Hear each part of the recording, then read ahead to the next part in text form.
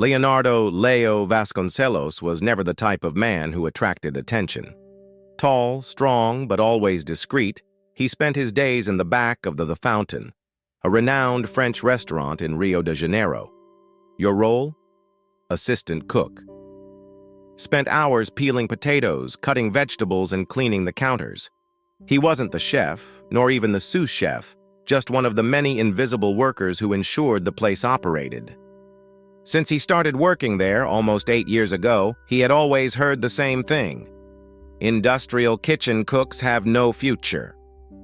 The owner of the restaurant, an arrogant Frenchman named Gérard Dupont, loved reminding his team of this. For him, cooking was an art reserved for a few. Whoever was at the top, like him, deserved it. Those who stayed at the back of the kitchen, like Leo, just followed orders. But it wasn't just Gerard who treated him as someone disposable. Rodrigo. Amaral, the restaurant manager, made a point of ridiculing him. He called him a third-rate cook, laughed at his Rio accent when he tried to repeat the names of the dishes in French, and whenever he could, demeaned him in front of the other employees. "Hey, Leo!" Rodrigo shouted one night in the middle of work. "Do you think you'll be a chef one day? What are you waiting for? For Gerard to give you the key to the restaurant?" The laughter of the other waiters and staff echoed through the kitchen. Leo didn't respond. He just took a deep breath and continued cutting the onions with surgical precision. But that night was different. Something inside him changed. He didn't just want to cook. He wanted something bigger, something those men would never have imagined. And this change would begin now. That night, after work, Leo climbed the steep hill that led to his house in the community of Vidigal. The smell of sea air mixed with the heat of the Rio night surrounded him, but his mind was far away. Every humiliating word he had heard in the restaurant was ringing in his head. In his small 2-room apartment, he opened the notebook he had kept for years. Recipes, dish ideas, cost calculations, everything written down accurately. He knew how to cook. He knew how to put together better dishes than anyone at La Fontaine, but he had never had the opportunity to show it. The opportunity, however, would not come to him. He would have to raise her. The next morning, he decided to talk to his great mentor, Donna Lourdes, the retired chef who lived in the same neighborhood. She had already worked in famous restaurants and knew behind the scenes like no one else. "Do you want to open your own restaurant, Leo?" she asked, raising her eyebrow. "I want, but no one ever gave me a chance." "Then take your chance, boy. I watched you grow up in that kitchen. I saw what Gerard never wanted to see. You have talent, but talent without strategy is nothing." Lourdes' words remained in Leo's mind. He spent the next few months studying, saving money, and searching for information on how to open his own business. "I knew I needed a location, investors, and, above all, a solid plan." Meanwhile, in the Fountain, Rodrigo's provocations continued. "Leo, when you open your restaurant, call me to wash the dishes, huh?" he mocked. But Leo didn't fight back. He was focused. Until something unexpected happened. La Fontaine started to lose customers. What was once one of Rio de Janeiro's most exclusive restaurants was now struggling. The reason? Bad administration. Gerard, arrogant as always, did not understand the mistakes he was making, and Rodrigo, inexperienced, made decisions that alienated his clientele. Leo perceived that as your big opportunity. The turning point was coming. Leo always believed that opportunities came to those who knew how to see them. And now, faced with La Fontaine's decline, he saw his golden chance. With the help of Donna Lourdes, he began meeting with small local investors, including an old friend of his mother, your Baptist, owner of one of the most traditional bars in the neighborhood. "Do you have a plan, boy?" Batista asked, taking a sip of strong coffee. "I have. If I can get a space, I know I can attract customers that La Fontaine is losing. I know their audience. I know what they want." Batista stared at him for a moment before breaking into a smile. Okay, Leo, I will help you, but only because I trust your food. With the support of Batista and other local investors, Leo was able to rent a modest space on a busy street in Ipanema. The name, Carioca Flavor, a restaurant that mixed the sophistication of haute cuisine with the essence of Brazilian flavors. But he knew that just opening the doors wasn't enough. I needed a masterstroke. It was then that he had the idea: attract La Fontaine's dissatisfied clientele. Using his network of contacts, Leo discovered that one of La Fontaine's VIP clients, an influential food critic named Eduardo Barros, was already unhappy with the decline in quality of the French restaurant. He prepared a special invitation and sent it directly to the critic. Eduardo, I know you're looking for authentic and innovative experiences. I want to introduce you to a new concept of Brazilian cuisine. A special dinner, on me. I'm waiting for you at Sabor Carioca. When Eduardo accepted, Leo knew that dinner could change everything. The big turning point was about to happen. On the night of the special dinner, the Carioca Flavor, it was impeccable. Leo chose every detail with precision. Low lights, instrumental, Brazilian music, and a menu that mixed sophisticated techniques with typical Brazilian ingredients. When Eduardo Barros arrived, Leo felt butterflies in his stomach. The critic was famous for his demandingness and for not mincing words when something didn't please him. "Surprise me," said Eduardo as he sat at the table. Leo served the main dish, grilled fish with Brazil nut crust, accompanied by plantain puree and reduced tucupi sauce.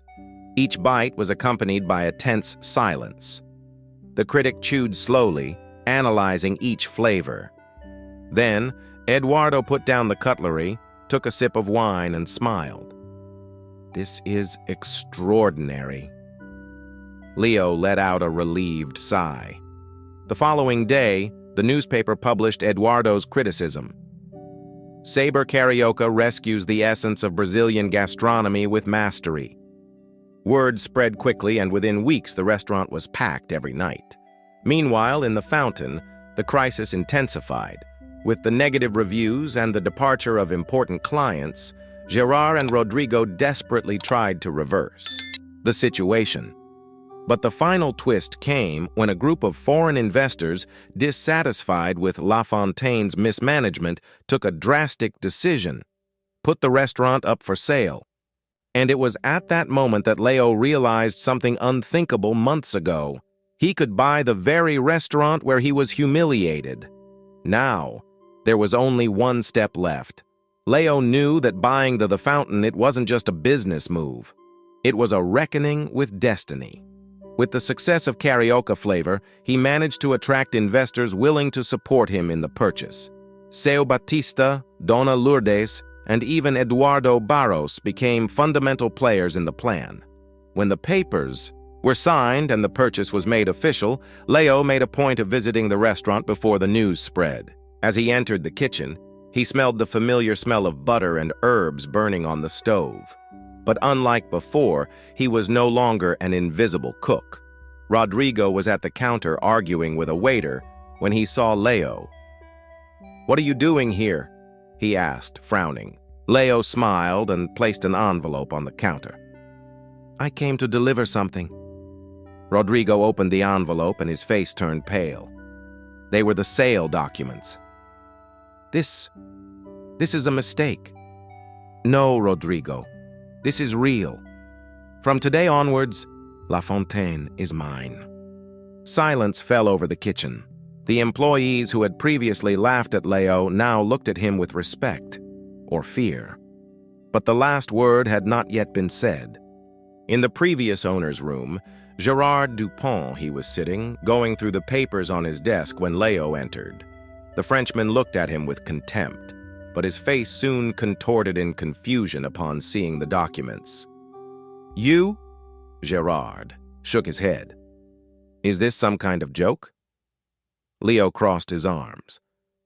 "You always said I would be nothing more than a third-rate cook. But here we are." The Frenchman looked at the papers once more and let out a defeated sigh. "What are you Going to do now? Change everything? Leo thought for a moment. La Fontaine had history, but needed renovation. I'm going to do something you've never done, Gerard, valuing those who really make this place work. The Frenchman's expression did not hide his surprise. Without saying anything else, he picked up his briefcase and left, leaving behind an empire that now belonged to Leo. The humiliated cook had become the owner of the most famous restaurant in Rio. But there was still one more chapter to be written. In the following days, the news spread like wildfire. The former cook at La Fontaine was now the owner of the restaurant. Some employees didn't know how to react. Some resigned out of pride. Others remained silent, waiting to see what kind of boss Leo would be. Rodrigo, humiliated, tried to argue to keep his position, but Leo was direct. Rodrigo, you never respected the people who worked here, and I can't let someone like that stay in my restaurant. Rodrigo turned red, looked around, and tried to laugh. Do you think you can make this place work without me? I'm sure, Leo replied. With nothing more to say, Rodrigo picked up his things and left. But Leo knew that the biggest challenge was yet to come. Transform La Fontaine into something new without losing its essence. In the following months, he made essential changes. It cut unnecessary expenses, renewed the menu, gave opportunities to new talents, and most importantly, brought those who had always been ignored to the front line. Here, no one is invisible, he told his team. And this change did not go unnoticed. The gastronomic critics celebrated the restaurant's new phase, now called La Fontaine Brazilian, mixing the sophistication of French cuisine with Brazilian ingredients and techniques. But for Leo, the biggest victory came on a special night. Dona Lourdes, Seu Batista, and their family were gathered at a special table. He personally served a dish that he prepared with care, a French cassoulet with butter beans from Brazil, a symbol of the union between the two worlds. Dona Lourdes smiled and held his hand. You did it, kid. Leo looked around the restaurant full of satisfied customers and motivated employees. He had not only won, he had created something greater than he had ever imagined. The cook who was once humiliated was now a respected leader, and this was just the first of many stories he would write. 2 years later, the La Fontaine Brazilian, it was one of the most awarded restaurants in the country. What was once a symbol of French arrogance in Brazil was now recognized for its innovative fusion between haute cuisine and Brazilian flavors. Leo was no longer just a chef or a businessman, he was a reference. One night, while organizing the final preparations for a special event, he received an unexpected message. It was from Rodrigo Amaral. I need work. I know things got ugly between us, but I'm willing to start over anyway. Leo stared at the message for a few seconds. Rodrigo, the same man who had ridiculed him for years, was now asking for a chance. He took a deep breath. He thought about everything he had experienced, the humiliations, the nights of hard work. Then he replied, Come by tomorrow at 10 a.m. Let's talk. I didn't know if I would hire Rodrigo, but I knew one thing. The greatness of a leader lies in his ability to give second chances, but only to those who have truly learned their lesson. As he looked out the window of his crowded restaurant, Leo smiled. He was no longer just a cook. Now he was the owner of his own story. And this story was just beginning.